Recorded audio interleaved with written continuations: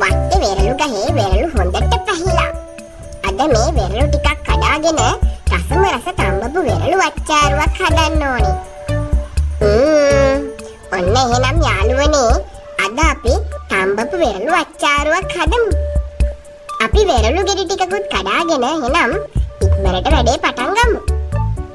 ඉතින් ඔයාලත් මේ වගේ රසම රස කෑම හදන හැටි ඉගෙන ගන්න කැමති නම් ඒ වගේම හදලා රස බලන්න කැමති නම් දිගටම අපේ නුවන්ස් යමි ෆුඩ් YouTube නාලිකාව එක්ක රැඳිලා ඉන්න හොඳේ. මතක ඇතුව subscribe කරන්න. හරි. මේ තියෙන්නේ මම කඩාගත්තු වෙරළු ගෙඩි ටික. මම මේ ටික හොඳට හොදලායි තියෙන්නේ. අපිට මේ වැඩේට ඕන වෙනවා අමු වෙරළු, කෑලි මිරිස්, ගම් මිරිස්, ලුණු කුඩු, සීනි සහ කහ කුඩු සල්පයක්. ඒ වගේම මේ වෙරළු ටික තම්බ ගන්න මැටි හට්ටියකුත් ඕන වෙනවා. හොඳයි. මුලින්ම අපි මේ හට්ටියට අපේ වෙරළු ටික දාගෙන වතුර ටිකක් දාගමු. දැන් මේක ලිපේ තියලා වෙරළු ගෙඩි ටික හොඳට දැම්බෙන්න තියමු. මතක ඇතුව පියනකින් වහන්න. එතකොට වෙරළු ටික තැම්බෙනකොට හොඳට පැලෙනවා.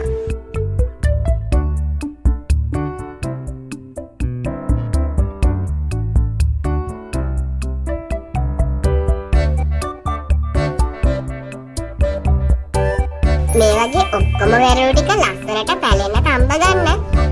දැන් හරි. ඒ වෙලාවේදී මම මේකට ලුණු කුඩු සල්පයක් එකතු කරගන්නවා.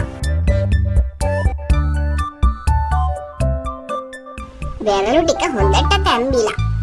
දැන් හරි. මම මේ වැඩිපුර වතුර ටික දැන් පෙරා ගන්නවා මෙන්න මේ විදිහට. ඔක්කොම වතුර අයින් කරන්න එපා.